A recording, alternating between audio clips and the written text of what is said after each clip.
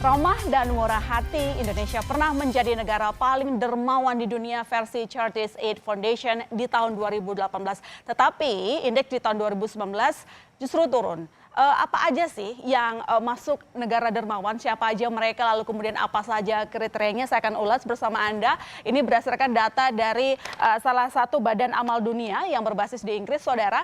Seperti yang saya sebutkan sebelumnya, bahwa di tahun 2018 lalu, Indonesia menempati posisi teratas dari lebih 140 negara, menjadi negara yang paling baik hati, paling dermawan begitu ya, skorsnya 59%. Ini artinya Indonesia yang memegang status negara berkembang menurut PBB ternyata bisa lebih murah hati ketimbang negara-negara yang jauh lebih maju dari kita. Misalnya Australia memang posisi 2 saat itu, saudara, dengan skor 59% sama memang, tetapi ada beberapa kriteria-kriteria yang membuat Indonesia itu lebih unggul.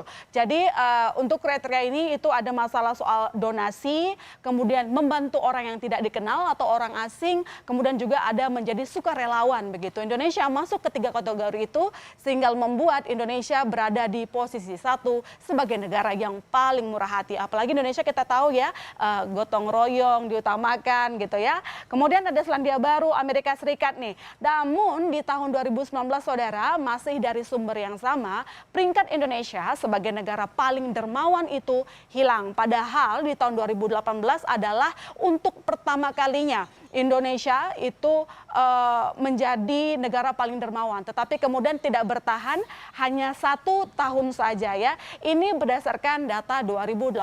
Sementara kalau saya geser ke tahun 2019 yang tadi saya sebutkan bahwa posisi 1 sebagai negara paling dermawan itu dipegang oleh Amerika Serikat dengan totalnya 58%. Pertanyaannya, kemana Indonesia? Indonesia masih masuk daftar negara paling dermawan, paling murah hati, tapi rankingnya ada di posisi ke-10, saudara. Dan posisi kedua ada Selandia Baru, Irlandia, Inggris. Dan ini yang tadi sebutkan Indonesia dia masuk 10 besar. Apa yang membuat Indonesia masuk 10 besar? Ini juga berkaitan dengan zakat, saudara, di mana memang pemerintah itu mengandalkan zakat juga untuk pembangunan ekonomi. Jadi ini menjadi salah satu yang membuat Indonesia masuk dalam negara paling dermawan. Dan ngomong-ngomong soal negara dermawan, tahun ini bisa jadi peringkat Indonesia kembali naik seiring meluasnya pandemi COVID-19 alias Corona, saudara.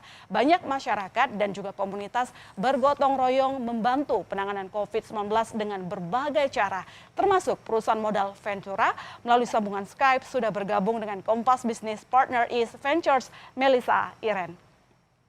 Mbak Melissa, siapa saja yang sudah berpartisipasi dan apa kendala penggalangan dana bantuan ini? Selamat pagi semuanya. Untuk gerakan Indonesia Pasti Bisa, memang digagas East Venture untuk bisa membantu menyelesaikan permasalahan COVID ini. Kita kan melihat bahwa kalau di ekosistem digital juga terkena pengaruh yang sangat tinggi. Banyak sekali perusahaan-perusahaan yang juga terimpact secara ekonomi dan masyarakat itu udah nggak bisa kondusif lagi untuk beroperasi secara normal.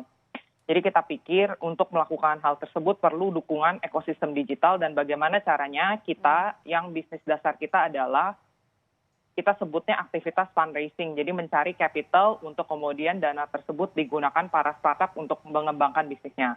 Dengan konsep yang sama, bagaimana penggalangan dana ini kemudian tujuannya kita ganti untuk menjadi penanganan masalah COVID tersebut.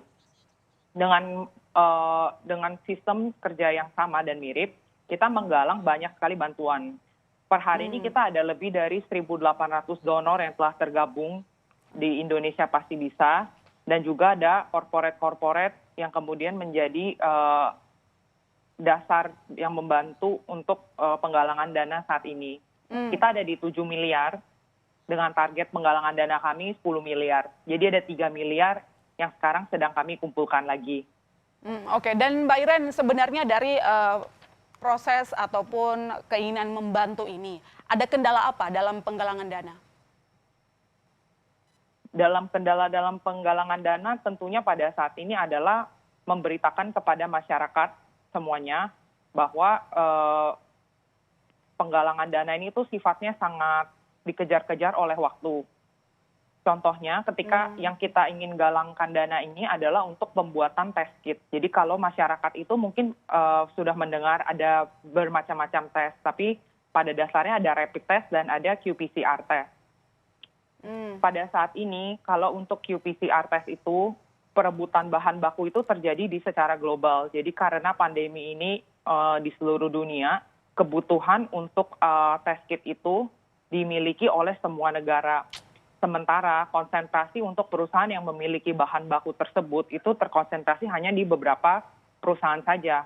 Jadi kita sudah lihat bagaimana ada scarcity of supply dan untuk pre-order atau untuk pengindenan material ini kemudian dibutuhkan dana untuk parkir di depan begitu. Jadi ada pengaruh ketika kita dapat mengumpulkan dana secara cepat, artinya kita bisa dengan cepat untuk booking ya, atau kita menjamin bahwa persediaan bahan baku tersebut adalah buat Indonesia. Jadi kita kejar-kejaran waktu. Mbak Iren, ini kan dana sudah terkumpul 7 miliar rupiah. Akan digunakan untuk apa saja dananya? 10 miliar ini kita akan bagi menjadi tujuannya ada dua. Pertama itu adalah untuk perakitan 100.000 test kit. Kedua itu kita akan melakukan analisa genome sequencing untuk menganalisa, meresearch virus tersebut dan apakah kemungkinannya kita dapat mendevelop vaksin untuk tipe pendevelop virus yang ada di Indonesia. Fokus kita per awal minggu ini kami sudah akan merilis 5 miliar yang pertama dengan tujuan untuk perakitan 50.000 test kit yang pertama. Proses itu sudah berjalan, kita sudah berhasil mendapatkan sebagian bahan baku dan semoga ketika akhir April atau awal Mei sudah akan ada hasilnya untuk test kit tersebut bisa mulai didistribusikan.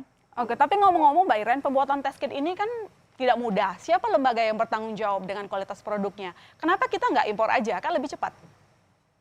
Betul, jadi perbedaannya adalah ini sebuah tes. Kalau kita bicara tentang virus COVID yang ada, itu ada juga pengaruhnya bagaimana satu development dari virus tersebut di genomika manusia yang berbeda-beda. Misalnya apakah di gen Asia atau di gen yang ketika di Barat itu bisa saja development-nya itu berbeda. Jadi virus strain yang akan kita lihat pada saat ini adalah virus lokal yang di Indonesia. Kedua, pada saat ini test kit itu sangat terbatas. Untuk qPCR jadi ada dua tes kan. Kalau rapid test itu kan akan mendeteksi berdasarkan antibody.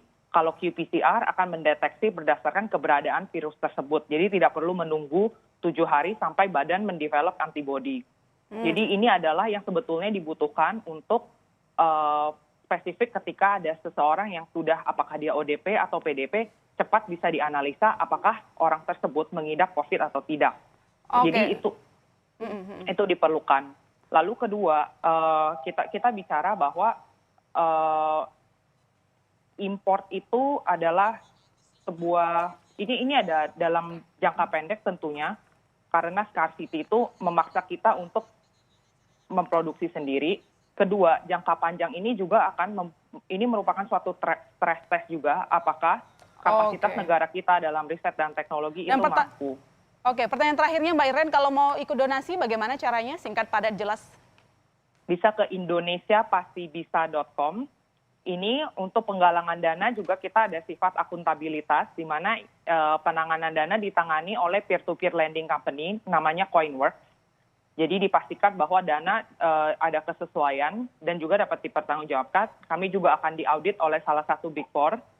Untuk kedua, prinsip transparansi, di mana berita terkait dengan perkembangan test kit ini dapat dicek melalui IDN Media, salah satu perusahaan media yang mereport khusus dengan proses kita. Lalu kita juga berpikir tentang result oriented. Untuk pertanyaan Mbak yang barusan, siapa saja sih yang terlibat? Jadi Gerakan Indonesia Pasti Bisa sebetulnya mendukung salah satu task force yang didirikan oleh BPPT, yang di bawahnya BRIN, yang dipimpin oleh Kemenristek. Dan juga bekerja sama dengan perusahaan lainnya seperti Bio Farma dan I3L untuk menjamin bahwa produk yang dirilis ke publik itu adalah produk yang sudah melalui tes-tes bersama dengan institusi tersebut. Oke, baik. Terima kasih Mbak Iren. Semoga langkah yang diambil ini akan diikuti juga oleh sejumlah lembaga lain ataupun perusahaan-perusahaan lainnya. Terima kasih sudah bergabung dengan Kompas Bisnis.